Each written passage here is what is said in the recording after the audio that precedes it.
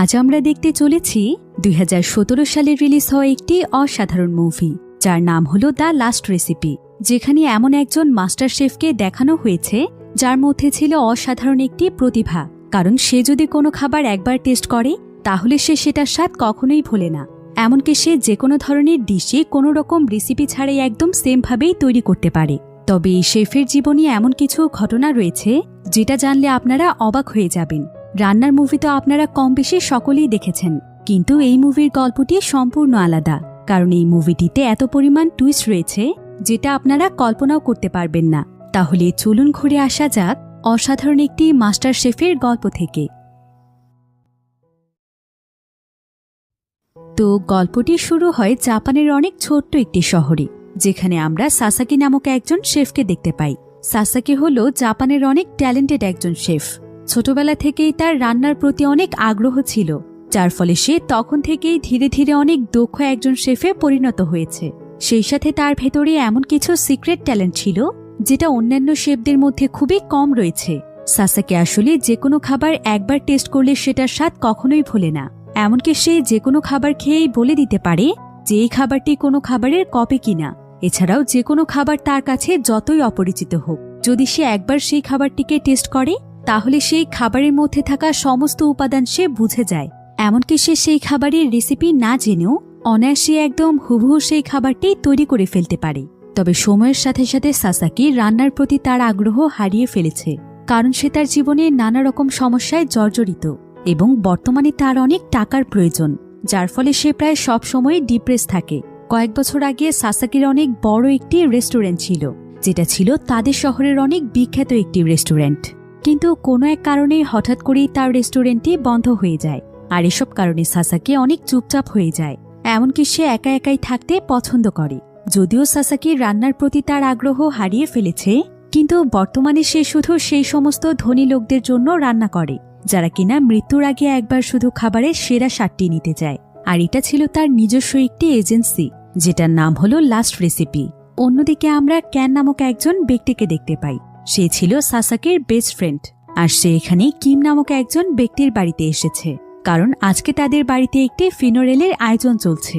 Kim আসলে ছোটবেলা থেকেই সাসাকি এবং ক্যানকে বড় করেছে, এমনকি সে তাদের দুজনকে সন্তানের মতোই ভালোবেসেছে। তাই ক্যান এখানে বারবার সাসাকিকে ফোন করে আসতে বলে, কারণ কিমের অনেক ইচ্ছে ছিল যে সাসাকি যেন তার ফিউনারেলে আসে। কিন্তু সাসাকি ক্যানকে জানিয়ে দেয় যে সে যেতে পারবে না। ক্যান এতে প্রচণ্ড রেগে যায়, আর সে সাসাকিকে বলে, তুমি কিম আঙ্কেলের সাথে কিভাবে এমন করতে পারো? এটা তার জীবনের শেষ ইচ্ছে ছিল যেন তুমি তার ফিউনারেলে আসো। ছোটবেলা থেকে সে আমাদেরকে নিজের সন্তানের মতো বড় করেছে, আর আজকে তুমি তার সঙ্গেই এমন করছো। একথা শুনেই সাসাকি ফোন কেটে দেয়। সে সেদিন আর সেই ফিনোরেলে যায় না।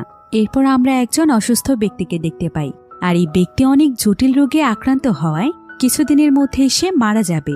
তাই তারা সাসাকিকে হসপিটালে ইনভাইট করে, যাতে করে সাসাকি সেই ব্যক্তির জন্য স্পেশাল একটি ডিশ তৈরি করে দেয়। তাই সঙ্গে সঙ্গেই সাসাকি সেখানে চলে আসে, আর সে সেখানে কোনো ধরনের কথা না বলে নিজের মতো করে তার রান্না শুরু করে।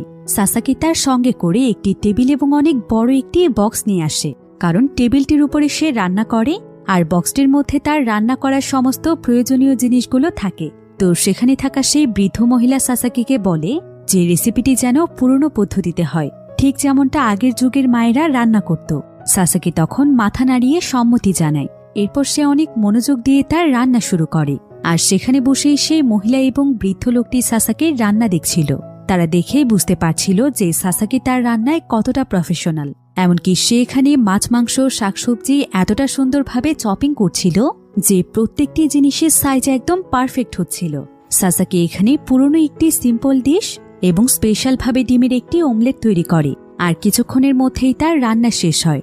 সাসাকি তখন তাদের হাতে ডিশটি তুলে দেয়। এরপর সেই অসুস্থ ব্যক্তি যখন ডিশটি টেস্ট করে তখন সে একদম মুগ্ধ হয়ে যায়। সে যেন তার ছোটবেলার স্মৃতিতে ফিরে যায়, যখন সে তার মায়ের হাতে ট্রেডিশনাল রান্না খেত। যার কারণে সে এখানে খুশি হওয়ার পাশাপাশি অনেক বেশি ইমোশনালও হয়ে যায়। সাসাকির রান্না খেয়ে তার চোখ দিয়ে অশ্রু গড়িয়ে পড়ছিল। তবে সে তার মনে অনেক প্রশান্তি লাভ করে। তাই সে তার ওয়াইফকে বলে যে সাসাকির পেমেন্ট যেন বাড়িয়ে দেয়া হয়। এরপর তার ওয়াইফ সাসাকিকে পেমেন্ট দেওয়ার আগে তার সঙ্গে ইমোশনাল কিছু কথাবার্তা বলছিল।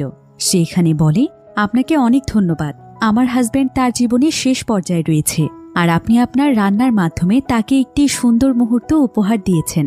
কিন্তু সাসাকি এখানে এই সমস্ত বিষয় এড়িয়ে গিয়ে বলে, প্রথমে আমার টাকা দিন। মহিলাটি তখন তাকে আর কিছু না বলে তার পেমেন্ট দিয়ে দেয়। আসলে সাসাকি সবসময় সিরিয়াস মুডে থাকত। এরপর আমরা প্রায় বেশ কয়েক বছর আগের ঘটনা দেখতে পাই, যখন সাসাকির অনেক বড় একটি রেস্টুরেন্ট ছিল।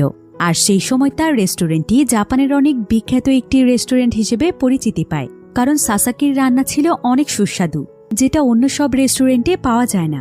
এমনকি সে নানা ধরনের ট্র্যাডিশনাল পদ্ধতিতে রান্না করত, যেগুলোর ডেকোরেশনও ছিল আকর্ষণীয়, যার ফলে সবসময় তার রেস্টুরেন্টে প্রচুর মানুষের ভিড় থাকত।